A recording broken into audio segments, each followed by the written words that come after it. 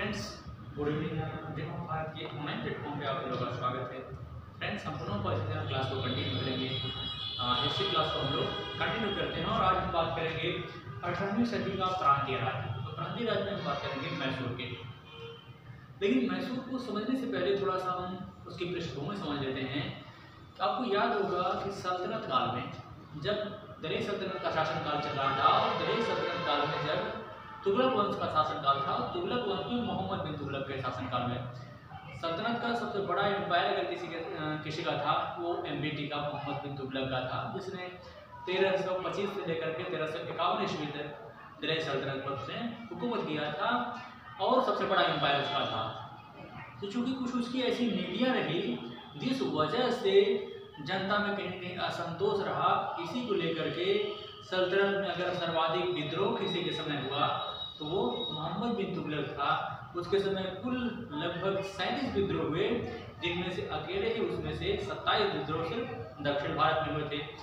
इसी का फायदा उठा करके दक्षिण में दो महान साम्राज्य का उदय होता है, जिसमें 1336 ईस्वी में विजयनगर साम्राज्य और 1300 उसके एक दशक बाद 1347 ईस्वी में बहमनी साम्राज्य की स्थापना हुई थी। अब अगर आप विजयनगर साम्राज्य की बात करेंगे तो विजयनगर साम्राज्य एक हिंदू साम्राज्य था, जबकि बहमनी साम्राज्य क्या था, मुस्लिम साम्राज्य था। और विजयनगर साम्राज्य जो था वो कृष्णा नदी के दक्षिण में विजयनगर साम्राज्य स्थित था। लेकिन आगे चल करके आप देखेंगे तो 1565 ईस्वी में विजयनगर और बहमनी के मध्य चूंकि हमेशा संघर्ष होता रहता था और एक निर्णायक युद्ध होता है, जिसे 1565 ईस्वी में तालीकोटा का युद्ध कहते हैं। तालीकोटा का युद्ध में मुस्लिम सल्तनतों ने मिलकर के जो है विजयनगर साम्राज्य को पराजित किया।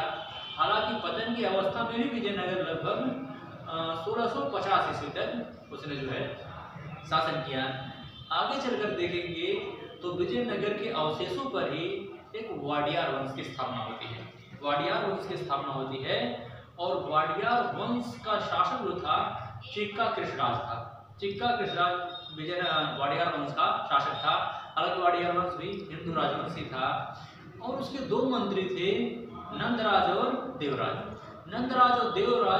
जबकि वास्तविक शक्तियां जो थी, शासक चिक्का कृष्णराज था, लेकिन वास्तविक शक्तियां जो थी उसके मंत्रियों के हाथों में थी। इसी संदर्भ में देखेंगे तो आगे चल करके वाडियार वंश में ही अपने जीवन की शुरुआत एक मामूली से सिपाही के रूप में हैदर अली के द्वारा किया गया था। हैदर अली वह एक महज किलेदार था, हैदर अली। लेकिन आगे चल करके देखेंगे तो अपनी योग्यता और प्रतिभा के दम पर हैदर अली ने 1761 ईस्वी में स्वतंत्र मैसूर की स्थापना किया। स्वतंत्र मैसूर राज्य की स्थापना हैदर अली के द्वारा 1761 ईस्वी में किया गया। यद्यपि हैदर अली जो था वह पढ़ा लिखा नहीं था, लेकिन दूरदर्शी था। अपनी निरक्षरता को दूर करने के लिए हैदर ने क्या किया कि उसने खांडे राव नाम के एक ब्राह्मण को अपना सलाहकार नियुक्त किया और देखते ही देखते हैदर अली ने दक्षिण में एक महत्वपूर्ण राज्य स्थापित किया, जो 18वीं सदी का एक महत्वपूर्ण राजवंश के रूप में माना जाता है, स्थापित हुआ। जो आगे चलकर देखेंगे तो यह आप मैप मानचित्र में देख सकते हैं। इधर दक्षिण पश्चिम में आप देखेंगे तो ये वाला मैसूर राज्य है। इसके उत्तर में देखेंगे तो मराठा है। इसके अगर आप इधर पूर्व में देखेंगे तो कर्नाटक है और हैदराबाद का निजाम।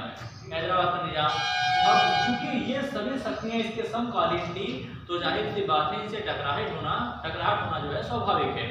अब इसी दरमियान देखेंगे तो ईस्ट इंडिया कंपनी भी थी। ईस्ट इंडिया कंपनी भी अपने राज्य का विस्तार कर रही थी, क्योंकि आपने देखा कि 1757 में प्लासी का युद्ध होता है और प्लासी के युद्ध के बाद फिर 1764 में बक्सर का युद्ध होता है। प्लासी और बक्सर के युद्ध के माध्यम से ईस्ट इंडिया कंपनी ने बंगाल में अपना प्रशासन स्थापित किया। पर्टिकुलर कंपनी भी एक तरीके से प्रशासन की भूमिका में आ गई, जैसे अन्य छोटे छोटे क्षेत्रों पर अलग अलग शासन कर रहे थे। तो हैदर अली ने क्या किया, हैदर अली ने अपने राज्य का विस्तार करना शुरू कर दिया। तो जाहिर सी बात है अगर हैदर अली अपने राज्य का विस्तार करेगा तो जो अन्य प्रतिद्वंदी राज्य हैं उनके लिए वो सिरदर्द जरूर बनेगा। कहीं जो है हैदर अली की महत्वाकांक्षा अन्य राज्यों के लिए चिंता का विषय बन जाएगी। यही वजह है आगे चल करके देखेंगे तो हैदर अली और अंग्रेजों के मध्य, हैदर और अंग्रेजों के मध्य, हालांकि जो है मराठों ने हैदर को कई बार मात दी थी, कई बार मात दी थी। अगर आप देखेंगे तो माधवराव, पेशवा माधवराव ने हैदर को 3 बार पराजित किया था, हैदर को 3 बार पराजित किया था। लेकिन हैदर अली भारत की पहली ऐसी शक्ति थी जिसने अंग्रेजों को पराजित किया। अंग्रेजों और मैसूर के मध्य आप देखेंगे तो कुल 4 निर्णायक युद्ध होते हैं। अगर आप हैदर की बात करेंगे तो हैदर अली जो था, हैदर अली इसने मैसूर पर 1761 से लेकर के 1782 ईस्वी तक शासन किया। हैदर का उत्तराधिकारी इसका पुत्र टीपू सुल्तान हुआ। इसका पुत्र कौन हुआ? टीपू सुल्तान हुआ। और टीपू सुल्तान ने 1782 से लेकर के 1799 ईस्वी तक इसने मैसूर पर शासन किया। हैदर अली का पुत्र कौन था? टीपू सुल्तान। अब हम हैदर की बात करते हैं। हैदर चूंकि अनपढ़ था, पढ़ा लिखा नहीं था, लेकिन दूरदर्शी था।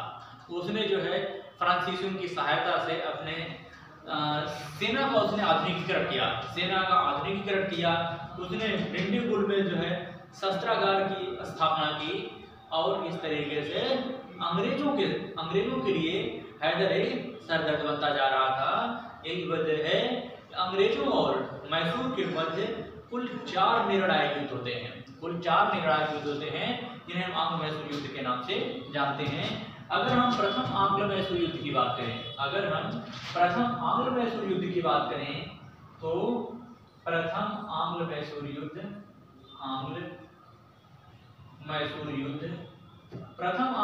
युद्ध यह 1767 से लेकर के 69 तक, प्रथम आंग्ल मैसूर युद्ध 1767 से लेकर के 69 तक हुआ। इस समय अगर आप देखेंगे तो बंगाल का जो गवर्नर था हैदर, यानी कि हैदर वर्सेस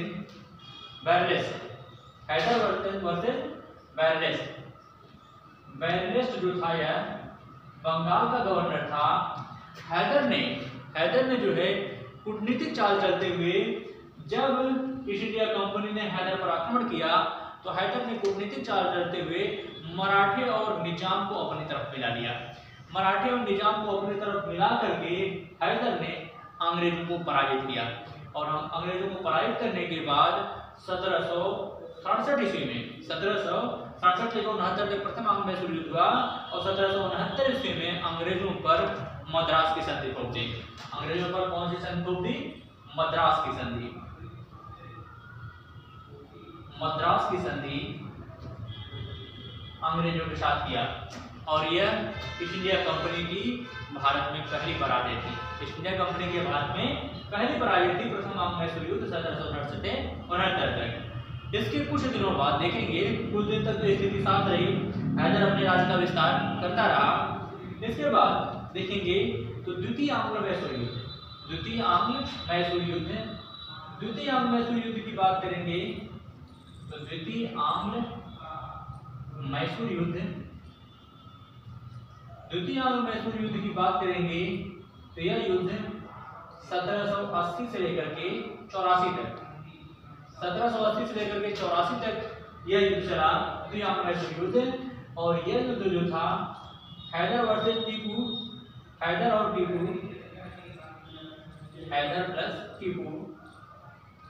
और टीपू। इस समय बंगाल का गवर्नर जनरल जो था वह वारेन हेस्टिंग्स था। कौन था Bengal governor general? Warren Hastings.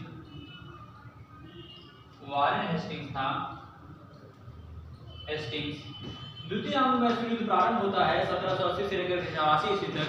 1782 ईस्वी में हैदर घायल हो जाता है। हैदर युद्धस्थल में घायल हो जाता है, जिससे हैदर की मृत्यु हो जाती है।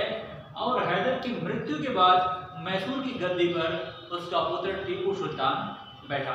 टीपू सुल्तान यद्यपि वो पढ़ा लिखा, बड़ा योग्य था, लेकिन कहीं कहीं जो है उसके अंदर दूरदर्शिता का अभाव था।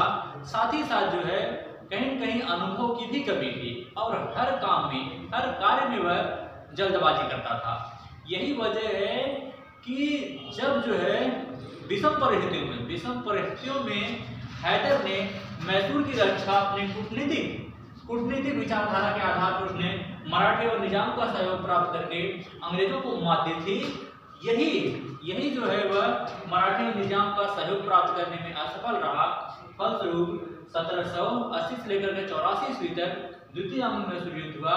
हालांकि द्वितीय आंग्ल मैसूर युद्ध का कोई निर्णय नहीं निकला। यह जो युद्ध अनिर्णित रहा और फाइनली जो है आप देखेंगे तो द्वितीय आंग्ल मैसूर युद्ध जो समाप्त हुआ वह मंगलौर की संधि के तहत समाप्त हुआ। कौन सी संधि?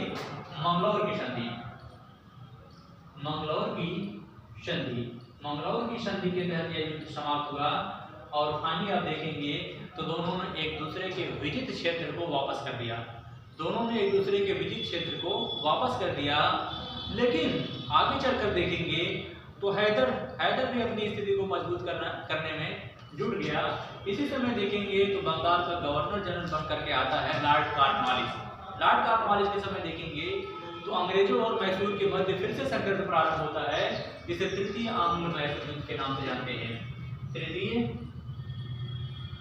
आंग्ल मैसूर युद्ध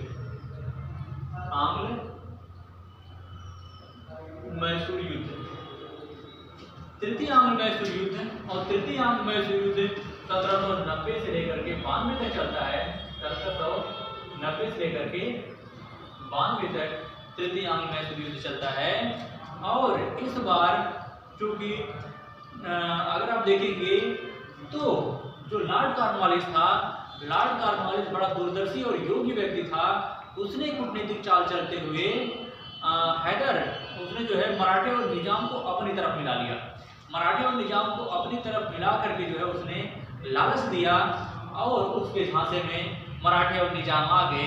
फलस्वरूप टीपू सुल्तान अकेला पड़ गया और इस युद्ध में टीपू की लगभग पराजय हुई। और टीपू के साथ आप देखेंगे तो टीपू के साथ जो संधि होती है वह श्रीरंगपट्टनम की संधि टीपू पर थोप दी गई।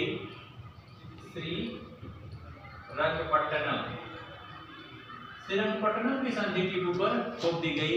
और फलस्वरूप इसी जो है युद्ध के दरमियान उसने स्टेटमेंट दिया था लॉर्ड कॉर्नवालिस ने कि हमने अपने मित्रों को बिना शक्तिशाली बनाए अपने शत्रुओं को कुचल दिया। इसका तात्पर्य यह था कि हमने बिना मराठे और निजाम को शक्तिशाली बनाए हमने अपने प्रतिद्वंदी मैसूर को कुचल दिया। इस तरीके से टीपू को मैसूर का आधा राज्य देना पड़ा और साथ ही साथ जो है युद्ध हर्जाने के रूप में टीपू को 3 करोड़ रुपया की धनराशि जो है उस पर देने के लिए थोपा गया।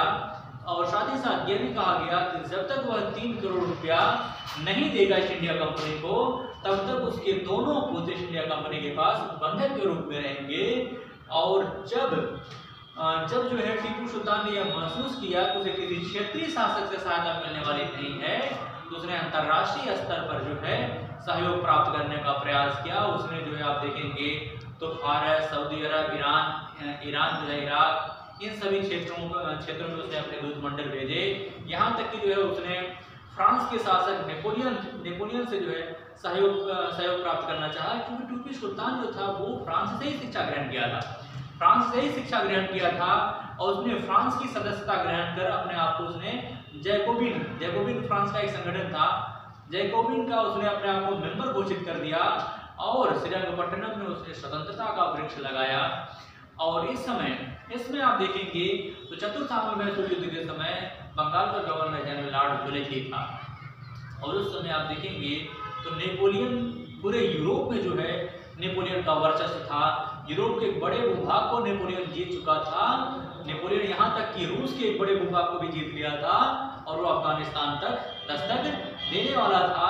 लॉर्ड वेलेस्ली को यह इस बात का डर था कि अगर नेपोलियन भारत अगर जो है आ पहुंचा तो शायद है कि हम जो है मैसूर को पराजित करेंगे। तो हो सकता है कि भारत जैसा हमारा उपनिवेश जो है वो हमारे हाथ से छीन करके फ्रांस का उपनिवेश बन सकता है। इस वजह से उसने क्या किया, वेलेस्ली ने बिना एक क्षण गवाए कि 1799 ईस्वी में उसने क्या किया, उसने जो है मैसूर पर आक्रमण कर दिया। मैसूर पर आक्रमण कर दिया और टीपू सुल्तान मैसूर की रक्षा करते हुए चतुर्थ आंग्ल मैसूर युद्ध में मारा गया। चतुर्थ आंग्ल मैसूर युद्ध में चतुर्थ आंग्ल मैसूर युद्ध 1799 टीपू वर्सेज लॉर्ड वेलेस्ली। इस युद्ध में टीपू लड़ता हुआ मारा गया और 1799 ईस्वी में वेलेस्ली ने मैसूर के साथ सहायक संधि स्थापित कर ली। मैसूर के साथ सहायक संधि स्थापित कर ली और मैसूर के एक बड़े भूभाग को ईस्ट इंडिया कंपनी में विलय कर लिया गया और साथ ही साथ उसके एक छोटे से भाग पर उसने पुनः वाडियार वंश के शासक चिक्का कृष्णराज तृतीय को जो है उसने वाडियार वंश के शासक को स्थापित कर दिया। टीपू का एक बड़ा फेमस स्टेटमेंट है कि टीपू कहता था कि 100 दिन गीदड़ की तरह जीने से बेहतर है कि एक दिन शेर की तरह दिया जाए। इस तरीके से टीपू सुल्तान लड़ते हुए जो है मैसूर की सुरक्षा लड़ते हुए वीरों की भांति मारा गया और इतिहास में जो है अपना नाम वह स्वर्णिम अक्षरों में दर्ज करा गया। बेसिक साथ फ्रेंड्स, ये टॉपिक समाप्त होता है। इजाजत दीजिए, फिर मिलेंगे नए टॉपिक के साथ। तब तक के लिए जय हिंद, जय भारत।